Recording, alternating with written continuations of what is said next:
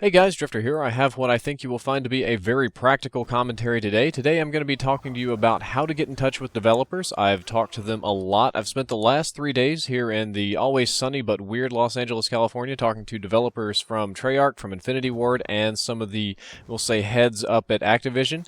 They all are interested in feedback, believe it or not, but getting in touch with them, or getting in touch with them effectively, is not as easy as you might think, or some of you might be choosing the wrong methods. So this video is all about teaching you how to get in touch with the people building this game directly so that they can see your feedback and so that it will be valued, and hopefully whatever that you don't like, hopefully whatever that you want changed, or whatever message you want relayed gets relayed. The gameplay that you're seeing is not my own because I'm not at home, unfortunately. This is gameplay from J-Hub. He's doing a kind of unchaining video here where it's just him and his Akimbo 5.7s absolutely tearing it up on Nuketown. If you would like to check out more beastly gameplay from J-Hub, you can go check out his channel. The link is down there in the description. He helps me with a lot of things.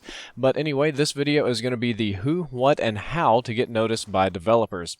I have 6 tips for you. Let's start with tip number 1.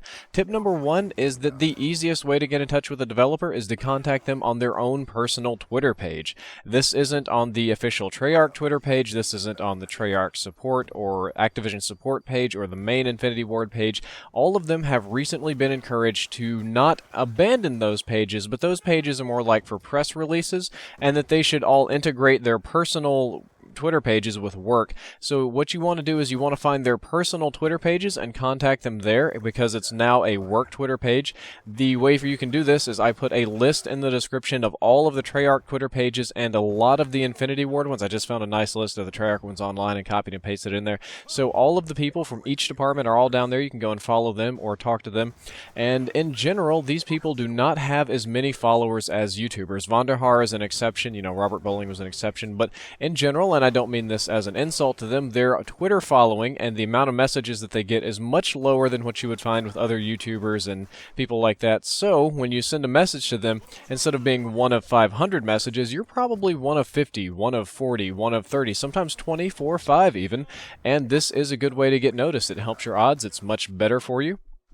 They all do read and reply to a considerable amount of messages on there, and you may not believe this, you may not think this is true, but I talked to all of them, and all of them are actually actively on their Twitter reading and working on things, and it is a good way to get in touch with people.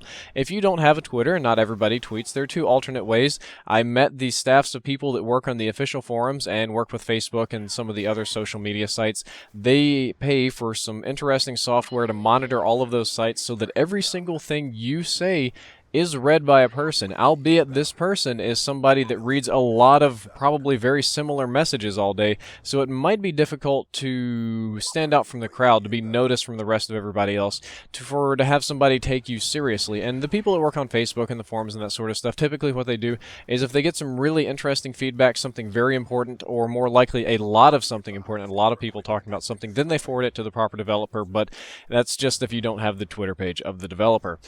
So there's a who you should talk to and via what method, but the most tricky part of this is about getting your message across, because even people that don't have that many followers, they still have a lot and they still get a lot of messages and there's still a lot going on. So I talked to them, and I talked to them for a long time. This isn't a casual passing in the hallway, a little quick 1 or 2 over the dinner table. We talked about this for hours and hours and hours, and the best way to have a developer take you seriously, to really look for your input, is to give them proof or a concrete example. And by this I mean, if somebody complains about a bug or an issue, it's mentally noted, and they don't really do anything unless there's a lot of people complaining, because in a game this big, it has a tendency to do weird things. Lag causes weird things, and occasionally there's just random little bugs that'll happen 1 out of a million times, and it's not a problem. But if a lot of people complain about the same thing, obviously they take notice. But perhaps on a more specific issue, if you were to have the ability to take a video of it, and in this case on the game you do, because pretty much every game you play is going to be recorded into theater mode, and everybody has the ability to link your Call of Duty account with YouTube and publish at least 30 seconds of footage. So video proof of what in the world is going on is the absolute best. Linking to a video that you made, very excellent. If you have a capture card and you record it and you show off something interesting, a bug, a problem, a gun, an example, even better. Pictures, not everybody's going to do that. Taking pictures with your phone, taking screenshots in the game. This is also excellent because it gives them a baseline of comparison. For people that are having issues with maybe a console or a system, I talked to Alex and Server about this.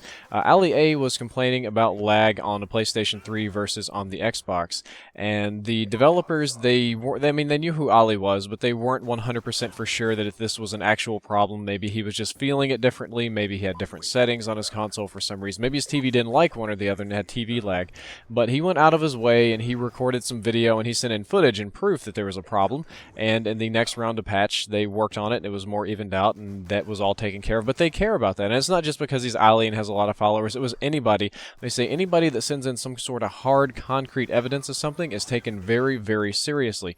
On top of that, even if it's not, say, a hard concrete evidence, the next best thing to look for is excellent writing. People, I know not everybody's a native English speaker, it may not be your first language, but punctuation, good spelling, capital letters, all of that, much easier to read. Even on the internet, even on the tweet world, that makes people take you seriously. Not so good writing equals not so much being taken seriously. The next tip ties kind of into the first one, is that you should make sure that the tweet goes to the right person. There are two people at the studios that get a lot of tweets. Number one, you've got Vonderhaar. He is kind of like the unofficial voice of the studio, even though that's not really what he's supposed to be, and he gets bajillions and bajillions and bajillions of tweets all day, every day. When Vonderhaar tweets me just once, I have replies all the way down my page I can't even hope to read.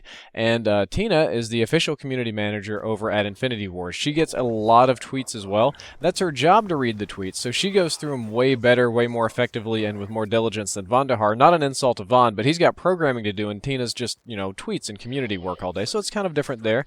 But there are lots of other people that work in other departments. If you've looked at that list by now, you'll see that there are people on Twitter that work in the animation department. There are people that do multiplayer design, people that do gun design, people that do zombies, people that are working on single player, people that are working on voice work, Foley, all sorts of different things in programming, and contacting them directly, you skip the filter of the community manager, you skip hoping to get noticed out of that 100 tweets on the big account, and you go straight to the guy that has 4,000 Twitter followers and gets 10 tweets a day. You're one of 10 there, and if you do what I'm telling you to do, and you send in a video, you send in a picture, a very well-written message, something that's concerning and personal, these people see it. They're real people and human beings and not just robot programming monsters. They do care, and they like their games, and they want to make them better, and they're going to try to do that. The next tip I've got is that you should try to contact these people during PST working hours, that's Pacific Standard Time working hours, your standard, maybe not quite 9 to 5-ish, because they do funny hours, but I would say maybe 7 to about 7-ish, the normal waking hours for human beings that live in Los Angeles, California. For those of you that are all over the world, this is going to be a little bit difficult because of the time zones and stuff, but if you're in Australia and you're tweeting Vonderhaar 800 times at 3 in the morning, he's just asleep and he's not going to see it, so you got to kind of be careful and make sure that you get your timing in the right place. And speaking of sending a whole bunch of tweets, oftentimes you still get ignored. I have this problem too. I have a lot of information coming at me, tweets, private messages, Facebook, all this sort of stuff, and there's a finite amount of messages that I can read. I try to read them all. I probably read like 80-90% of them, and I try to reply to as many as possible, but there's only a finite amount. And the best way to do this is, if somebody's not answering you, sending 18 tweets at a time is probably just going to result in a block. But if you send one tweet a day, one tweet every 4 hours, every 5 hours, you're increasing your chances and you're not being annoying. So it is good to spam, but it's not necessarily good to spam all at once, like really hard, really fast. You just kind of space it out, and the probability of you being noticed and taken seriously increases. Lastly, and this almost goes without saying, and believe me, the goal is not to talk down to anyone. It's about being nice. Like I said, I get included in a few tweets with Vonderhaar, and I read YouTube comments. A lot of them are, we'll say, hateful, incendiary, not nice, curt, rude, that sort of thing. The developers, they do not take this seriously at all. There is zero seriousness whatsoever for tweets that involve words like fuck, faggot, nigger, Jew, cunt, lag ops, suck this, fuck that. They just don't care. They find those funny even. In some places, they save their best ones, or they joke about it over at the lunch table, and it's not because they hate you all and they're looking down with a sarcastic manner, but it's sort of a coping or defense mechanism. You get told something hateful millions and millions of times over, and it kind of sticks to you. You become hardened to it. It becomes more of an amusing part of your your life, kind of in the same way that comedians deal with hecklers. And again, that's not meant to be demeaning. It's just how they adapt and how they live with themselves after being told that they need to die and go burn in a fire a bajillion times over. So anything like that's pretty much going to be ignored. Actually, that probably won't be ignored. It's probably just going to get a chuckle and then ignored, and whatever it was that you were actually concerned about is not going to happen. And the last and not least, I kind of feel like I've been dick riding here a little bit, but it's very different to talk trash about people in a commentary video. You know, a lot of commentators do that. I try not to, you know, bag on devs too much, but I did dig through the code and find bugs in depth and bring it up. But it's different to talk to people when you're talking face-to-face in real life. I didn't just walk around here in LA be like, your game fucking sucks, it's lag ops, blah, blah, blah. I talked to these people, and I tried to dig out as much information from them as possible. We got a lot about lag compensation, which were coming up, but the misconception is that there's only a few people working and that they're lazy, and that they do nothing, and that they don't care, and that Activision, you know, is like Scrooge McDuck. They swim around in the money, and they screw over the gamers as hard as possible. And I walked around the offices, I talked to as many people as I could, and this was true. Even during the Call of Duty Championship events, which, you know, should have been a celebration, the vast majority of the employees were still working, and many of them weren't even allowed or able to come on that day because they were working really hard on fixing old bugs, on building new content, on developing games, and doing lots of stuff. And it kind of chafes me personally because I had the same misconception that, oh, you know, Call of Duty gets a new skin every generation and they don't really do anything, when ultimately this wasn't true.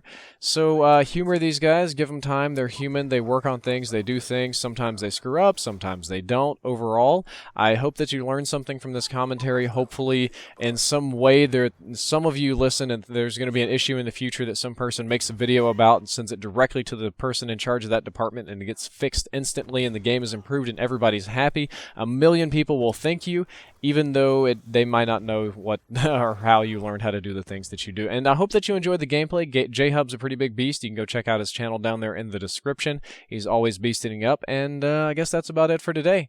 Drifter out.